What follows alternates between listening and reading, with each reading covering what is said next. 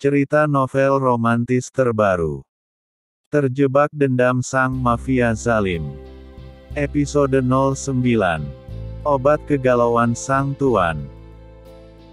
Walaupun Jason sangat zalim, namun entah mengapa di sisi lain juga pria itu tidak tega melihat orang-orang yang berada di dalam mansionnya itu kenapa-napa. Bagaimana keadaannya? Dia terlihat sangat pucat, bahkan suhu tubuhnya pun terasa dingin, tanya Jason setelah menyeret Dr. Naza untuk berbicara empat mata. Sudah aku katakan untuk membawa gadis itu ke rumah sakit, kau tidak menuruti permintaan seorang dokter, lalu kenapa kau percaya padaku? Dr. Naza berucap dengan nada ketus.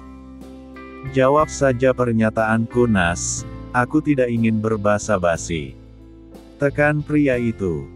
Hufet.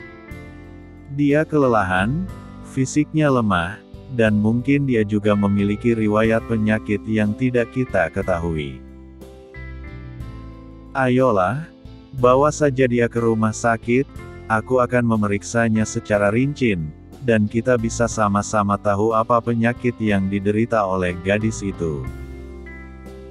Jason menatap serius ke arah Naza, tidak akan pernah sekalipun pria itu berubah keputusan. Sekali tidak tetap tidak. Kau dokter terhebat di negara Berlin, hal sepele seperti ini pun kau tidak bisa mengatasinya. Remeh. Jason tersenyum miring. Bawa semua peralatan medis kemari, aku tidak ingin menginjakan kaki di bangunan berbau obat-obatan. Kau mengerti? Perintah Jason mutlak. Sebelum aku melakukan hal tersebut, aku mempunyai satu pertanyaan untukmu. Apa? Mengapa kau memperketat penjagaan di halaman depan? Dan lagi, tadi saat aku tiba kemari Andril membawaku masuk melalui lift yang berada di bagasi bawah. Kau menyembunyikan sesuatu dariku? Tanya Naza bertubi-tubi. Ada hal yang tidak ingin kau beritahukan padaku. Aku menaruh curiga sejak karangan bunga mawar putih berada di teras depan. Lupakan pertanyaanmu, Nas, karena aku tidak akan menjawabnya. Balas Jason membuang muka ke arah lain.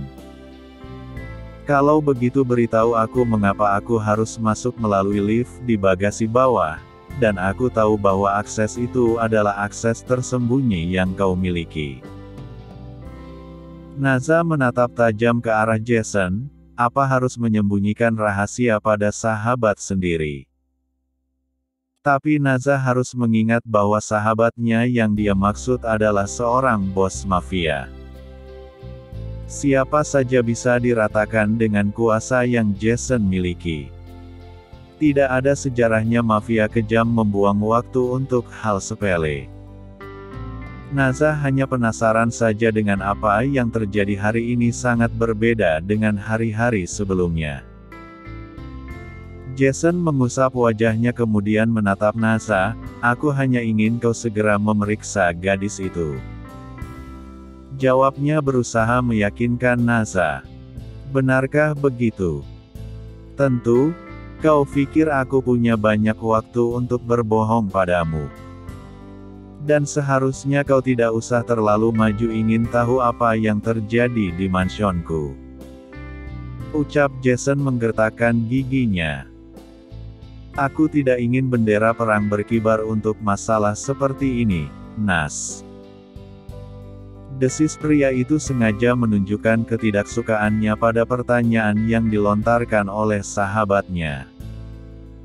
Naza hanya bisa bernafas gusar setelah kepergian tuan mafia yang juga menjadi sahabatnya itu. Alasan mengapa pria itu membawa seorang perempuan di wilayahnya pun Naza tidak mengerti. Yang Naza tahu bahwa Jason selama ini tidak pernah serius dengan perempuan. Pria itu tidak percaya dengan sebuah janji suci pernikahan. Bagi Jason cinta tidak pantas untuk sekedar singgah di hatinya, terlalu egois jika pria itu harus memiliki rasa cinta pada perempuan, karena selama sudah banyak nyawa yang dia layangkan, atau mungkin Jason memang tidak suka dengan sebuah kata sakral itu. Sejenak Naza melamun memandang pada halaman taman dari balik jendela, di mana pada masa itu dirinya dan Jason masih berusia 10 tahun. Naza dengan ambisinya sebagai seorang dokter kecil dan Jason sebagai preman yang menguasai pasar gelap. Betapa Tuhan mengabulkan kata-kata kedua bocah 10 tahun itu dengan membuktikannya pada dunia. Bedanya preman dengan usia 10 tahun itu sudah berubah menjadi bos mafia zalim dan tampan. "Maaf dokter, mobil sudah saya siapkan," ucap Andril yang tiba-tiba sudah berada di hadapan Dr. Naza. Setelah kepergian Jason ternyata pria itu menyuruh Andril untuk menyiapkan mobil untuk Dr. Naza pulang. "Aku akan pulang. Jaga gadis itu baik-baik. Pastikan dia meminum semua obat yang sudah aku resepkan." "Baik, dimengerti dokter." Sedangkan di lain tempat Jason berjalan pada sebuah ruangan yang sudah lama tidak ia singgahi. Ruangan yang terletak di paling belakang pavilion, Jason butuh merilekskan tubuh dan pikirannya dari banyaknya kejadian yang menimpanya belakangan ini. Ketika pintu terbuka lebar, dia langsung merebahkan diri pada sofa di sebelah kasur, sebuah kamar dengan nuansa merah hitam yang mendominasikan sebagai tempat paling nyaman untuk pria itu. Aura kegagahannya selalu menguar jika memasuki ruangan tersebut. "Bawakan Rita ke ruangan belakang," ucap Jason setelah panggilan terhubung. "Baik, Tuan," jawab Bibi Mira di seberang telepon. Kemudian Jason memutuskan panggilan secara sepihak. Tanpa berpikir panjang dia pun merebahkan diri sembari menunggu kedatangan Rita.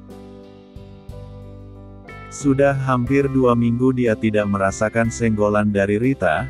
Meskipun Jason sangat merasa bosan dengan Rita, tetapi Jason akui bahwa servis yang diberikan si Ciwi itu sangatlah berbeda.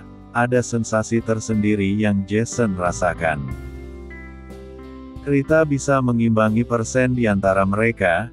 Berbeda dengan Siska, si Ciwi itu akan tumbang dalam 2 penanaman benih.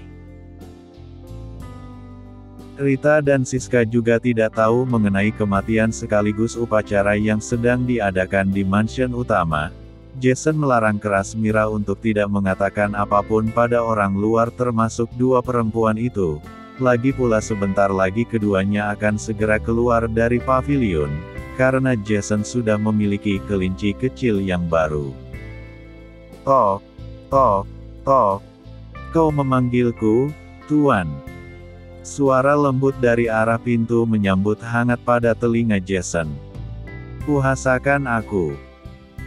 Rita tersenyum simpul setelah mendengar perkataan Jason. Tidak dia sangka bahwa pria itu masih mau traveling dengannya. Tanpa ingin menunggu lebih lama, Rita berjalan mendekati Jason yang duduk di atas sofa.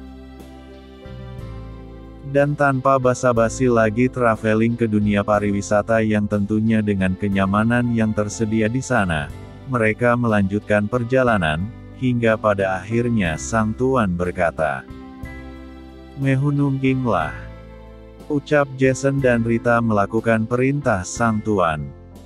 Lanjut ke bab 10.